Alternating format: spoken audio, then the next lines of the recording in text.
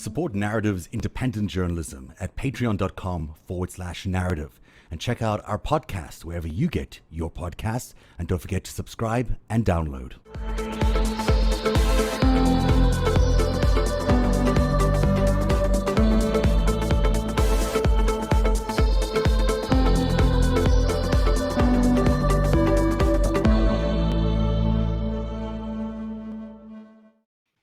Hey everybody, welcome to Narrative Live. It's a big show tonight as opposed to a special show. I've noticed I say special show every time, but this one really is interesting. Hello to LB in LA, how are you? And Eric Garland's back. Really well. And how's Eric? Eric's good too, I hope. Excellent. We called the show Snake's Head because many people, when I ask them about what they think about Leslie Wexner and they are in the know, they tell me that he is the head of the snake in reference to what could be an organized crime kind of syndicate. So we don't know that he is the head of a snake yet, but he could be, and that's why we're calling the show Snake's Head. Could he own some clothing companies or something like that? Some clothing companies. Any, Leslie Wexner anything anyone's heard of? Well, one of them you may have heard of, called Victoria's Secret. The other one is called Bath and Body Works. We're talking about retail stores that the average person walks by in the mall. You're saying that the people behind that are a front for something far more nefarious than anyone could possibly imagine. Is that kind of what we're getting into tonight? We're heading in that direction. I don't know if we've concluded that absolutely they are, but it certainly seems that there's a significant amount of evidence to suggest that they have a history where they could be involved in some organized criminal activity. But, LB might feel more likely to say something more definitive. Oh, yeah, they're mobsters. Let's go. It's important to underline that Leslie Wexner was very, very close to Jeffrey Epstein for many reasons, mostly for business, financial reasons. Some people say there could be other reasons, and we'll explore that later in the series. But these two people were very, very close to each other. Wexner comes from Ohio. He's a very, very wealthy guy, probably the wealthiest guy in Ohio. And he and Epstein ended up becoming good friends, and maybe more. We spoke to Bob Fitrakis, who is a journalist who's been covering Wexner for decades, and he's really, really well informed about him. And Steve Hoffenberg was on the line as well. Now, as per usual with my audio mixing capabilities, I wasn't able to get everyone to hear each other at the same time. So sometimes you're hearing Bob Fitrakis say one thing and then Steve saying the same thing right afterwards. That's because they're actually just agreeing with each other without knowing that they're repeating each other. They had no idea they were saying the same thing at the same time. It was incredible. Yeah. That's pretty interesting when that happens. That's some serendipity. That's incredible. Well, and Bob's really good at what he does. Of all the relationships Jeffrey Epstein had, none is more perplexing and more intriguing and offers more opportunities for speculation and controversy than Epstein's relationship with Leslie Wexner. Wexner built a multi-billion-dollar empire from his parents' clothing store in Columbus, Ohio. Today, L Brands owns Victoria's Secret, Bath and Body Works, and Pink. When the mall was king of the US economy, Wexner became spectacularly wealthy. But in the mid-1980s, there were claims the Limited was tied to organized crime. Bob Fitrakis was a journalist working at the Columbus Free Press. He covered Wexner for decades. You see that Wexner goes from being nobody to running this huge empire, but the key to his empire were the warehouses, the rolling stocks, the trucks, the planes that are coming out of Hong Kong and China. In fact, Sturz, who's now deceased, used to call that the Meyer-Lansky run. Well, LB knows I'm Meyer-Lansky. sorry he's not around. That's my guy. It was a Meyer-Lansky run. This was a old bootlegging routes that developed into distribution routes for all kinds of goods and services that you might want to traffic. So, well, Mr. Wexner had some interesting people helping him. Walsh Trucking, which was linked to organized crime. Same crime Fat family. Tony Salerno. Genovese, yep, and Fat Tony. And Matty the horse. And when the New York Crime Commission served the papers on Walsh Trucking was located at the Limited headquarters.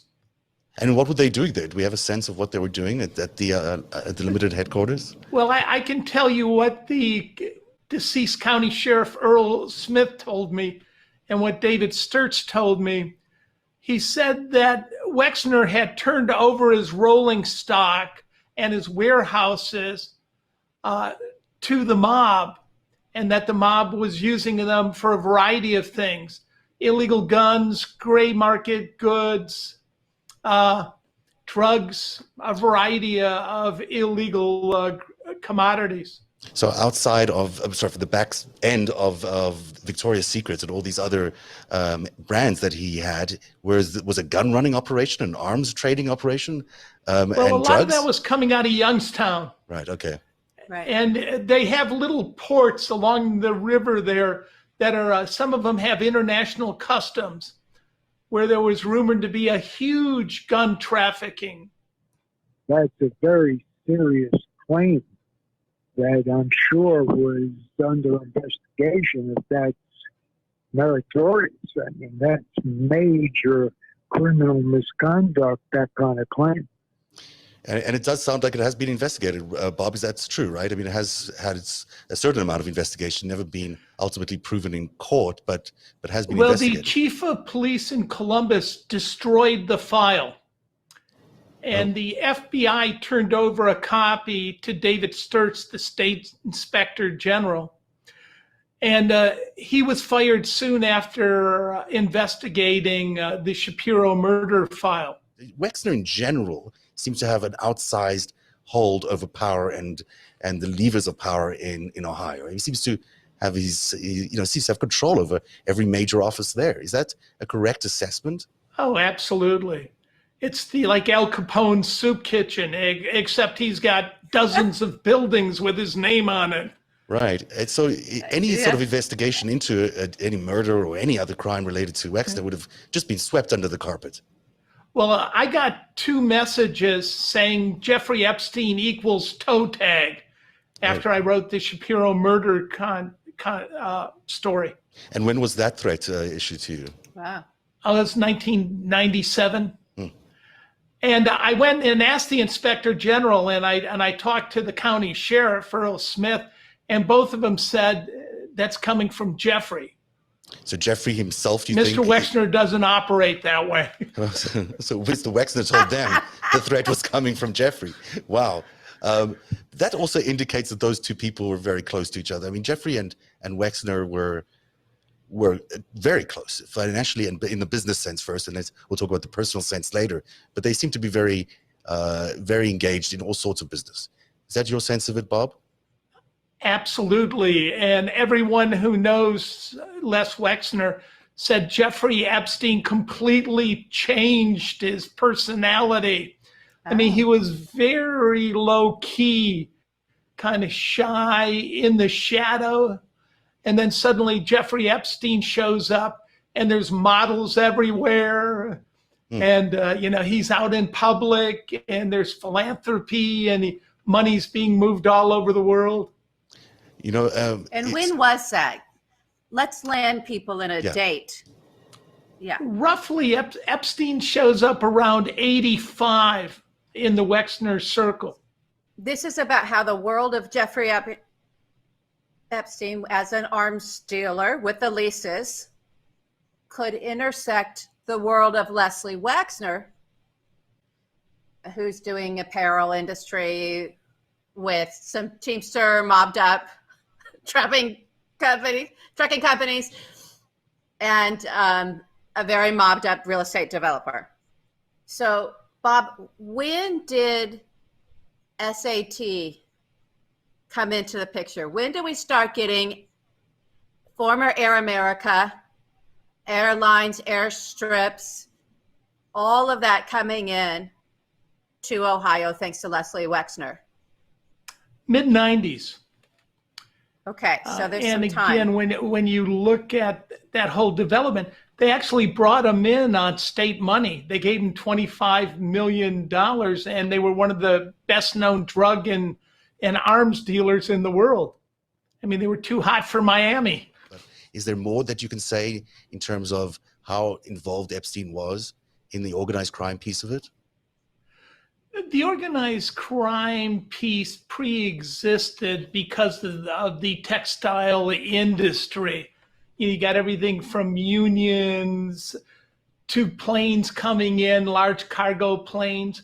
I mean, they went down the Rickenbacker and had a place for those planes to come in.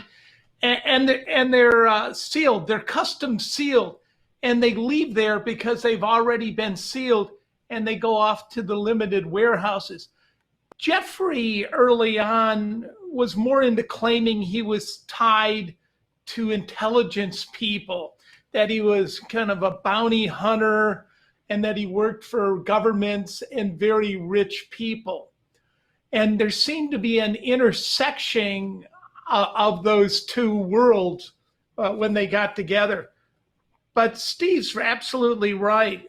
Here's a general warranty deed where Jeff Epstein was sold or given 30 acres of land at the Wexner compound in the supposed guest house that originally was designed for Jack Kessler, the co-developer with Wexner.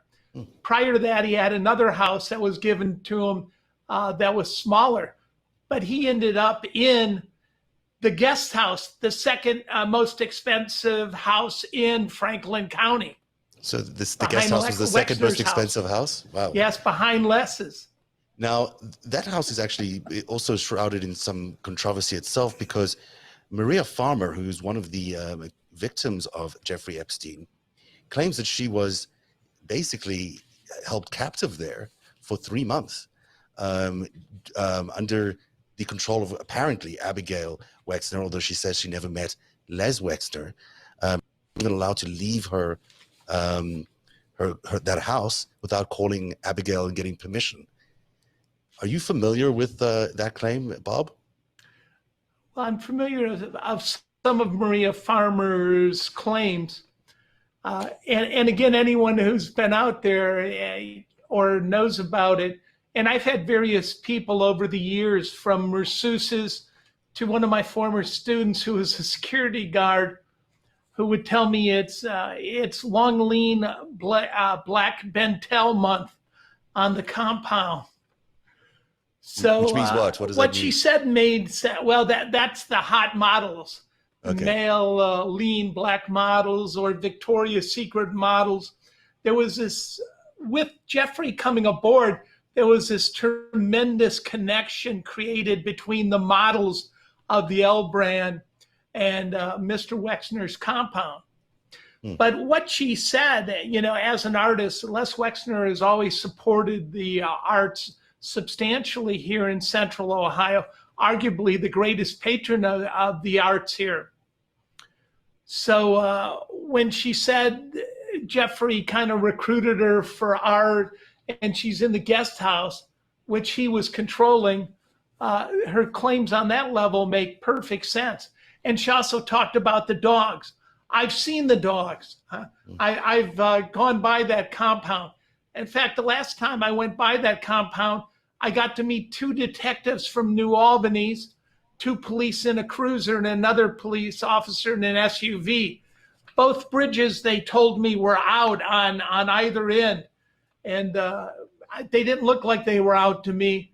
But I told them I was going to New Albany Country Club, which is part of living in that upscale community. They didn't believe me.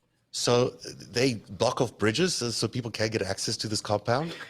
You go there and there's this very small creek on each side, which it's impossible to drown in unless you're committing suicide. Right. And, holding your own head down.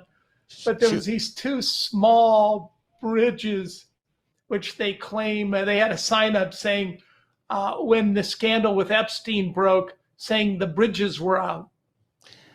Oh, for that period of time. And so also they had sharpshooters apparently on top of buildings, according to Maria, it was that kind of security, not your typical Heavy kind of security. So an indication heavy and much armed, and also were fond of dogs. In fact, there's signs all over the fence because he loved these white picket fences to give it that Lexington horse country feel. And it's got the signs for beware of dogs, and you should be beware of them. So it's the kind of security that is, you'd associate with someone like a criminal, protecting their property. It's a mob compound. It's a mob compound. Thank you for saying that. I was Come trying on. to find a way to say it, We but there you gotta go. call this stuff what it is. Right. It's a mob compound. You know? So that's part one. Thank you, LB, for making it clear. I was very comfy. I got really comfy. That was really, but great. It's exactly what we need to be doing, is to be speaking, absolutely plainly about what's going on. So, Eric, it's the first time you're here, heard that interview. What are your thoughts? I just never thought the mall was that interesting. Behind Right? the rack. I was there getting some good smelling hand cream, and the ladies are shopping for new skivs, and meanwhile at the compound with the snipers and military. Didn't that sound, that compound thing? Isn't that kind of where Ghislaine Maxwell was holing up in New Hampshire, funded by British mercenaries or something? It has the same kind of feel of a very protected, militarily protected kind of place. Very unusual. I mean, certainly for an owner of a fashion brand, that would be very unusual to have. Now that kind you said of mob, but I'm thinking like military intelligence too. They might put up a perimeter with, snipers. Right. But, I've known people in the retail business. Yeah. My mom had a pie shop. No snipers? No snipers. Okay. So let's actually fill in a little bit for the audience, because we were dropping some names. We're speaking with folks where we know the story, they know the story, they have information, we're filling it in, but the audience may not know some of these names. So you heard in there the name Robert Shapiro, or I'm sorry, Arthur Shapiro. Arthur Shapiro. Yes. Sorry. So that was a murder that is considered a mob hit of a man who was executed with 2 bullets, I think, in the back of his head as he was knocking on the door to get in. It's quite a serious hit, yeah. It was a very serious hit. It's the biggest sort of unsolved murder in Columbus. And they're still trying to, it's very sensational there. Happened in 1985. And this man was the attorney for Leslie Wexner and for L Brands. Amongst other companies. It wasn't exclusively working for them. Amongst other companies, right. He was at a law firm, and that this was this sort of big client. Obviously, this would be your biggest client. The next day, he was supposed to testify to a grand jury because the IRS had nabbed him. Funny how the IRS always shows up in organized crime. They know what they're doing. Just the right time. So he was going to get hauled in for not paying his taxes for like 7 years or so, but he had a big grand jury testimony, and people were very nervous about that. Supposedly, that's the reporting around it. And he was hit the night before he was going in. And so what came out of that investigation was information on Leslie Wexner as well. That behind Leslie Wexner were at least two big organized crime operations of the Genovese LaRocca crime family, which ended up being sort of the Philly crime family, but Genovese roots. And so you had, or what I call the Genovese, it's just easier to spell it online if you're searching to say Genovese in your head. But you had Walsh Trucking, which a couple years later was, after this hit, was taken down by RICO charges, just very mobbed up. And that was the Teamster stuff you heard us say, the Teamsters and the trucking company. Maybe you can make that out what I was saying. I had a really bad echo in my headset, so that's why I was talking a little weird there. And then the other one was DeBartolo's, who was a big construction company that was building these malls that Eric just talked about. That was just, it was just a Genovese company. Like those guys, I think they went to jail for fraud or racketeering or something. All this comes out in the years following this hit, which has never been solved. Right. Okay. And what we heard today, and maybe you'll have some of these later to play, and the reporting at the time from Bob, which was great, is that Epstein came into Wexner's life in 1985 and filled the role of Shapiro. And that role, we should explain what Shapiro's that role role was. was setting up LLCs, setting up all of all this sort of thing behind Leslie Wexner's brand that was probably laundering some money, but it most likely was about, when you're in bed with the mob, you've got to do your cuts, you got to do your splits, and so you want these shadow LLCs behind you that the profits can flow through, money can flow through, and a cut goes here, and a cut goes there, and a cut goes here, and so it's just sort of all this thing that happens through offshore accounts. And so Shapiro had already set that all up. That's known. And other things, right? And Epstein was coming in basically to replace him in that role of establishing these LLCs and tax shelters. Correct. Even though he wasn't an attorney, as far as I know, I don't think he ever got a law degree. He did claim to be a tax expert. He did say that. Whatever. I'm So sure he did. I'm sure he did. But he did get power of attorney from Leslie Wexner. So he did serve in that role, and that's sort of a known thing. And Hoffenberg goes on to say, Zev had to do this translation between the two of them because they couldn't hear each other in that shared interview. But Hoff goes on to confirm all of that. Oh yes, Epstein told him quite definitively that he had replaced Shapiro's role in Wexner's operation. What you're seeing that's a great explanation, by the way. Thank you, LB.